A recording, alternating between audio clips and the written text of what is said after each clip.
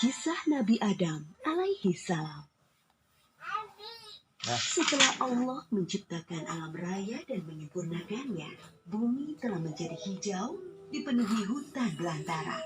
Lautan membentang, dan danau dan sungai-sungai yang panjang, hewan-hewan pun telah berkembang biak di dalamnya. Sementara itu di surga, Allah mengumpulkan para malaikat dan berfirman, "Sesungguhnya aku hendak menjadikan khalifah di muka bumi." Para malaikat bertanya, "Apakah engkau hendak menjadikan orang yang merusak dan menumpahkan darah di sana, sedangkan kami bertasbih memujimu dan mensucikan namamu?" Allah berfirman, "Aku mengetahui apa yang tidak kamu ketahui." Kemudian Allah menciptakan manusia yang hendak dijadikan khalifah itu adalah dari tanah liat kering. Setelah sempurna penciptaannya, Allah meniupkan ruh ke dalamnya. Manusia pertama ini dinamai Adam. Berbeda dengan para malaikat, Adam dikaruniai akal sehingga mempunyai kemampuan berpikir yang kuat. Allah mengajari Adam tentang benda-benda yang ada.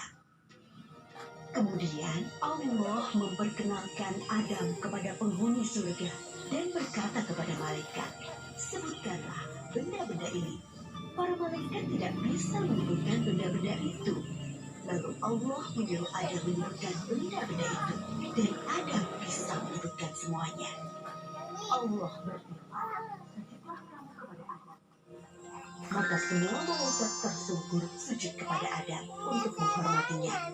Tetapi iblis tidak mau sujud. Allah menegur iblis, "Kenapa kamu tidak sujud kepada Adam?" "Aku lebih baik dari dia. Engkau ciptakan aku dari api, sedangkan dia dari tanah." Allah berfirman, "Keluarlah dari surga. Kamu terkutuk dan terlaknat sampai hari kiamat." Iblis lalu berkata, "Ya Robbi, berilah saya umur panjang sampai hari kiamat, dan aku akan menggoda dan menyesatkan semua manusia, kecuali hamba-hambamu yang ikhlas di antara mereka."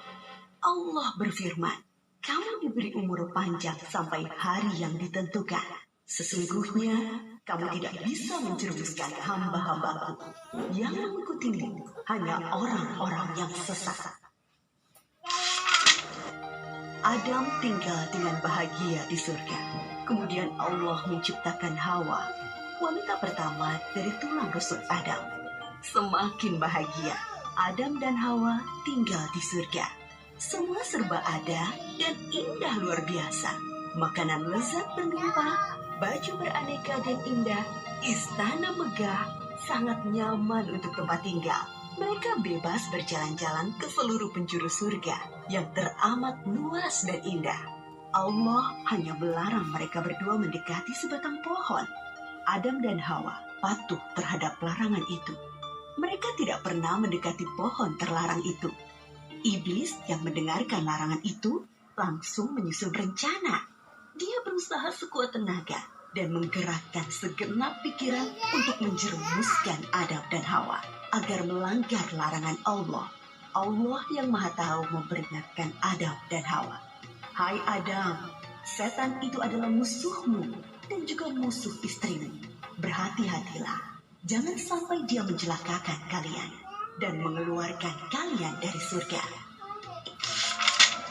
Iblis selalu mencari kesempatan untuk menggoda Adam dan Hawa dengan berbagai cara, halus maupun terang-terangan. Dia berusaha agar mereka berdua melanggar larangan Allah, mendekati pohon terlarang. Iblis berkali-kali membujuk mereka dengan bersumpah bahwa dia hanya menginginkan kebaikan dengan kebahagiaan Adam dan Hawa. Iblis berkata, "Pohon kuldi adalah pohon kekekalan. Jika engkau memakan buahnya, maka akan kekal seperti para malaikat di surga." Dia juga berkata akan menunjukkan kepada mereka kerajaan yang kekal. Begitu gigihnya iblis membisikkan rayuan-rayuannya. Akhirnya Adam dan Hawa tergoda untuk memakan buah dari pohon terlarang itu. Begitu mereka mencicipi buah itu, hilanglah baju indah yang mereka kenakan. Mereka sangat malu dan seketika takut kepada Allah. Mereka menutupi tubuh mereka dengan daun-daun surga. Allah menegur mereka, "Bukankah sudah kularang kalian mendekati pohon itu? Dan bukankah sudah kuperingatkan kalian? Setan adalah musuh kalian." Adam dan Hawa sangat menyesal dan ingin agar Allah memaafkan mereka dan memberi rahmat kepada mereka lagi. Kemudian Allah mengajari mereka doa untuk memohon ampunan. Rabbana zalamna anfusana wa illam taghfir lana wa tarhamna lanakunanna minal khasirin. Ya Allah, kami telah menganiaya diri kami sendiri, dan jika Engkau tidak mengampuni kami dan merahmati kami, pastilah kami menjadi orang-orang yang rugi. Kemudian Allah menerima taubat Adam yang sungguh-sungguh dengan memberi ampunan, tetapi tetaplah keputusannya. Turunlah kamu semuanya ke bumi, sebagian kalian akan saling bermusuhan. Di bumilah tempat tinggal kalian. Maka turunlah Adam dan Hawa ke bumi meninggalkan segala kesenangan dan keindahan surga. Mulai saat itu, mereka mulai mengupayakan makanan, pakaian, dan rumah dengan tangan mereka sendiri. Ketika Adam dan Hawa diturunkan ke bumi, mereka ditempatkan terpisah. Setelah bertahun-tahun saling mencari, akhirnya mereka bertemu di Padang Arafah, di Jabal Rahmah. Mereka berdua bekerja keras dengan tenaga dan pikiran untuk membangun kehidupan di bumi dan terus tekun beribadah kepada Allah Subhanahu wa Ta'ala. Memang di bumilah penugasan Adam sebagai khalifah. Adam dan Hawa dikaruniai 20 pasang anak kembar, masing-masing pria dan wanita. Sejak saat itu, manusia terus berkembang di bumi dengan mengemban tugas sebagai khalifah atau pengatur alam raya. Kisah Nabi Adam ini mengingatkan kita bahwa iblis dan setan-setan pengikutnya akan terus gigih berusaha agar sebanyak-banyaknya manusia menjadi sesat dan masuk neraka bersama mereka kelak. Namun jangan takut, godaan iblis dan pasukannya tidak mempan terhadap orang-orang yang ikhlas berserah diri kepada Allah.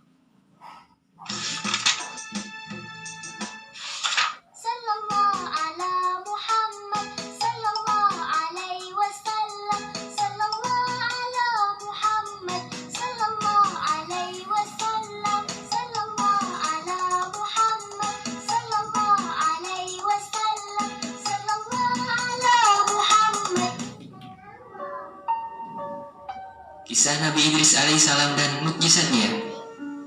Ketika Nabi Syeds telah beranjak tua, Allah menganugerahi beliau seorang anak dari cicit yang luar biasa cerdas dan gemar menuntut ilmu bernama Khanuk. Nabi Syeds sangat mencintai Khanuk.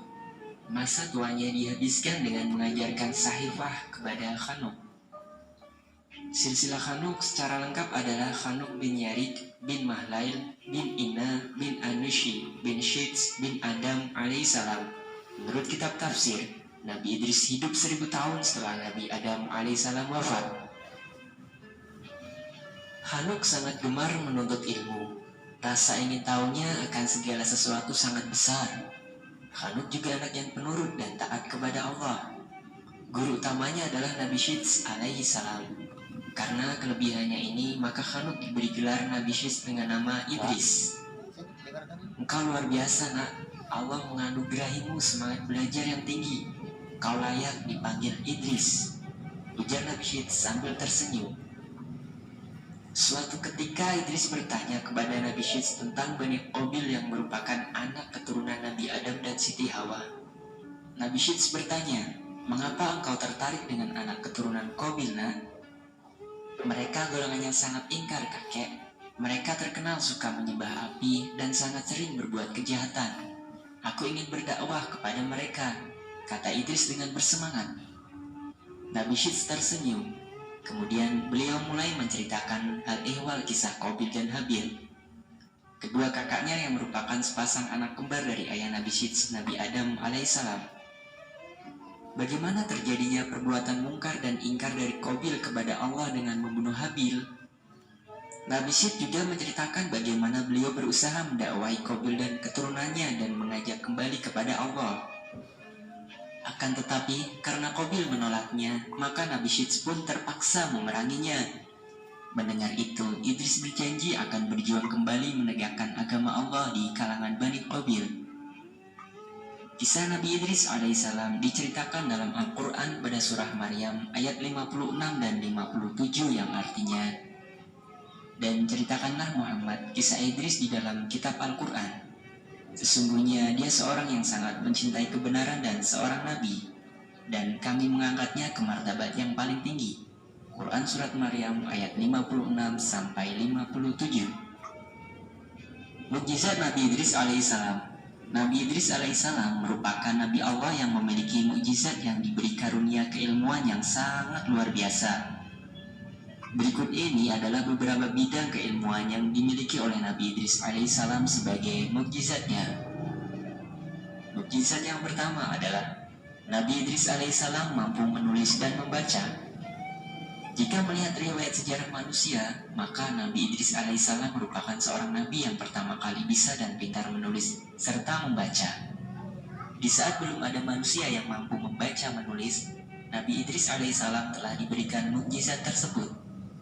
Itulah sebabnya Allah Subhanahu wa Ta'ala menurunkan kepada Nabi Idris alaihissalam 30 syahifah, yaitu petunjuk Allah Subhanahu wa Ta'ala untuk disampaikan kepada umatnya. Umat Nabi Idris alaihissalam pada saat itu adalah umat manusia yang merupakan keturunan Qabil putra Nabi alaihissalam yang telah durhaka kepada Allah Subhanahu wa Ta'ala. Umat pengikut atau keturunan Qabil ini adalah umat yang sering melakukan keingkarannya kepada Allah Subhanahu wa Ta'ala. Salah satu keingkaran besar yang dilakukan mereka karena terbujuk dengan rayuan iblis adalah melakukan penyembahan terhadap api dan jasad Qabil yang dikuburkan di antara dua buah batu. Mukjizat berikutnya adalah Nabi Idris alaihissalam mampu menunggang kuda. Nabi Idris alaihissalam selain memiliki kemampuan menulis dan membaca, juga dikenal sebagai orang pertama yang mampu menunggang kuda. Zaman itu masih sangat sedikit manusia yang mampu menunggang kuda dengan baik. Nabi Idris alaihissalam telah mampu dan memiliki kemampuan menunggang kuda yang sangat hebat untuk digunakan sebagai alat bantu transportasi. Mukjizat selanjutnya adalah Nabi Idris alaihissalam menguasai ilmu perbintangan dan membuat pakaian. Mukjizat lainnya dari Nabi Idris alaihissalam adalah pengetahuannya tentang ilmu perbintangan serta pandai menggunting dan menjahit pakaian yang terbuat dari kulit binatang. Dalam kehidupan sehari-harinya Nabi Idris alaihissalam giat beribadah kepada Allah Subhanahu wa Ta'ala dan membantu orang-orang yang tidak mampu. Waktu luangnya seringkali diisi dengan kegiatan menjahit pakaian untuk kemudian diberikan kepada orang-orang miskin. Beliau juga senantiasa tidak pernah lepas dari ibadah puasa. Mukjizat selanjutnya, Nabi Idris alaihissalam pintar memerangi orang-orang yang ingkar kepada Allah Subhanahu wa Ta'ala. Nabi Idris alaihissalam mendapat gelar As'ad al-Uzud yang artinya singa di atas segala singa. Melalui bekal ilmu pengetahuan yang lengkap, kekuatan serta kehebatan yang mumpuni, Nabi Idris alaihissalam adalah seorang nabi yang gagah dan berani tak takut mati. Ia tak pernah gentar kepada siapapun dan tidak pernah putus asa dalam menjalankan tugasnya seorang nabi. Beliau juga pandai memerangi orang-orang yang ingkar kepada perintah Allah Subhanahu wa Ta'ala. Ia tidak pernah takut menghadapi umatnya yang kafir, terutama ketika sedang menyadarkan keturunan saudaranya yang durhaka, Qabil yang penuh dengan kemungkaran dan kesesatan. Kepada kaumnya, Nabi Idris alaihissalam diperintahkan menghilangkan dan memberangus kebiasaan perbuatan nista dan zalim kepada sesama, suka bermusuhan, serta suka berbuat kerusakan. Senantiasa berpegang pada tali agama Allah, beribadah semata hanya karena Allah Subhanahu wa Ta'ala agar bisa mendapatkan keberuntungan. Bebaskan diri dari azab akhirat dengan cara amal soleh dan kebaikan. Dengan berbagai mukjizat yang Allah karuniakan kepada Nabi Idris alaihissalam di atas, tak sedikit pun membuat ia menjadi sombong. Bahkan Nabi Idris alaihissalam dikenal bersifat pemaaf. Kisah Nabi Idris alaihissalam menikam mata iblis. Sepanjang hidupnya, Nabi Idris alaihissalam terkenal sangat takwa dan soleh. Hal ini tentu saja membuat setan dan iblis menjadi iri hati.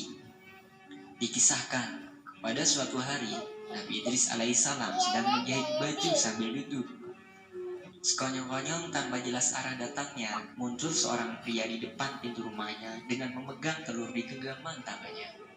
Pria itu adalah iblis yang sedang menyamar untuk menggoda Nabi Idris alaihissalam. Pria itu pun berkata, "Ya Nabiullah, sanggupkah Tuhanmu memasukkan dunia ke dalam telur ini?" Nabi Idris alaihissalam dengan kepandaiannya sekilas sudah dapat mengetahui bahwa lelaki yang datang itu dan sedang berada di hadapannya adalah iblis laknatullah yang sedang menyamar.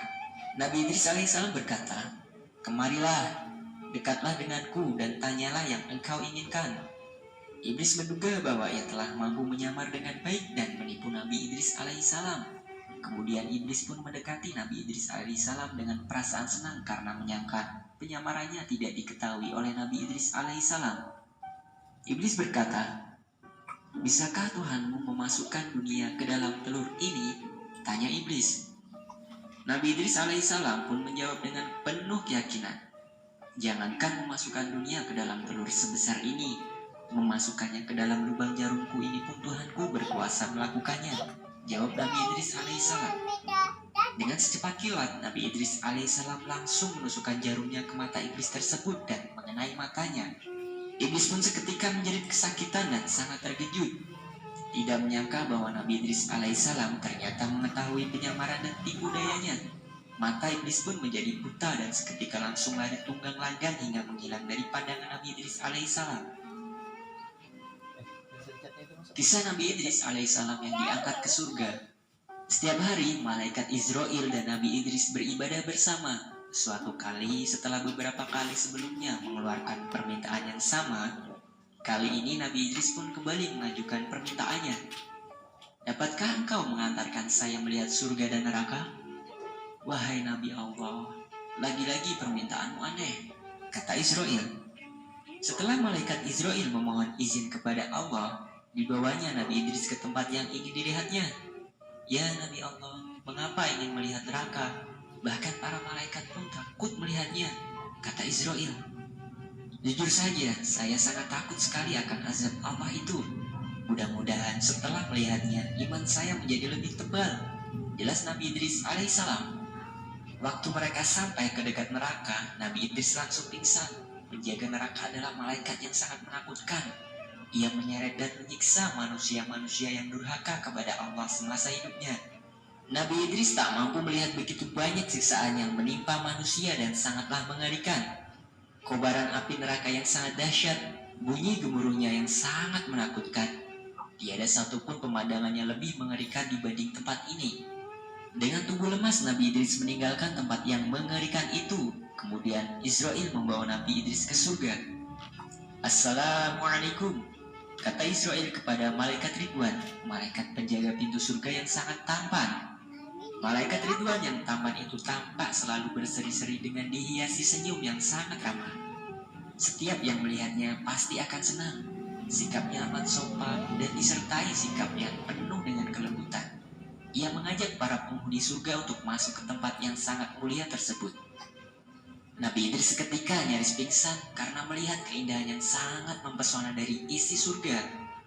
Segala yang terlihat di dalamnya begitu indah dan menakjubkan. Beliau tak mampu lagi berkata-kata melihat keindahan pemandangan yang terpampang dengan sangat mempesona itu di hadapannya. "Subhanallah, Subhanallah, Subhanallah," ucap Nabi Idris berulang-ulang. Sungai-sungai airnya bening seperti kaca terlihat sangat menentangkan. Pinggiran sungai dihiasi oleh pepohonan yang batangnya terbuat dari emas dan perak. Terlihat pula istana-istana pualam untuk para penghuni surga. Buah-buahan yang ada pada pepohonan itu di setiap penjuru terlihat sangat segar dan ranum serta harum. Saat berkeliling di surga itu, Nabi Idris ditemani oleh para pelayan surga. Mereka merupakan para bidadari surga yang sangat rupawan, cantik jelita, dan anak muda yang amat tampan wajahnya. Mereka bersikap dan berperilaku yang sangat sopan dan ramah ketika berbicara. Seketika itu Nabi Idris pun merasakan kesegaran air sungai surga dan bertanya kepada malaikat Israel, bolehkah saya minum air sungai itu? Airnya terlihat sangat sejuk dan menyegarkan. Silahkan minum. Air ini adalah minuman untuk para penghuni surga, jawab malaikat Israel. Pelayan surga pun datang membawakan gelas minuman berupa piala yang terbuat dari emas dan perak. Nabi Idris pun minum air itu dengan nikmat. Dia amat bersyukur bisa menikmati air minum yang begitu segar dan luar biasa enak. Tak pernah terbayangkan olehnya ada minuman selezat itu. Alhamdulillah, Alhamdulillah, Alhamdulillah. Nabi Idris mengucap syukur berulang-ulang. Setelah puas melihat surga, tibalah waktunya bagi Nabi Idris alaihissalam untuk kembali lagi ke bumi. Akan tetapi, Nabi Idris alaihissalam menolak untuk kembali ke bumi. Ia sudah sangat terpikat dengan keindahan dan kenikmatan surga Allah Subhanahu wa Ta'ala. Saya tidak ingin keluar dari surga ini. Saya ingin terus beribadah kepada Allah hingga hari kiamat nanti, kata Nabi Idris. Tuhan dapat tinggal di sini setelah hari kiamat nanti. Apabila semua amal ibadah telah dihisap oleh Allah, barulah Tuhan dapat menghuni surga bersama para nabi dan orang yang beriman lainnya, kata Israel. Tapi bukankah Allah itu Maha Pengasih, terutama kepada nabi-nabinya? Jawab Nabi Idris alaihissalam kepada malaikat Israel. Akhirnya Allah Subhanahu wa Ta'ala pun mengabulkan permintaan Nabi Idris alaihissalam dengan memberi karunia sebuah tempat yang mulia di langit. Nabi Idris alaihissalam menjadi satu-satunya nabi yang menghuni surga tanpa mengalami kematian. Waktu diangkat ke tempat itu, Nabi Idris alaihissalam berusia 82 tahun. Demikianlah kisah Nabi Idris alaihissalam dan mukjizat Nabi Idris yang dianugerahkan Allah Subhanahu wa Ta'ala berbagai keutamaan karena kesolehan dan ketaatannya kepada Allah Subhanahu wa Ta'ala. Semoga bisa menambah wawasan dan pengetahuan kita tentang kisah para nabi yang wajib kita ketahui. Jangan lupa ceritakan kembali kisah ini kepada putra-putri Anda, agar mereka pun mulai mengenal para nabi yang merupakan manusia-manusia pilihan Allah Subhanahu wa Ta'ala dan patut kita teladani dan ambil hikmah kehidupan mereka.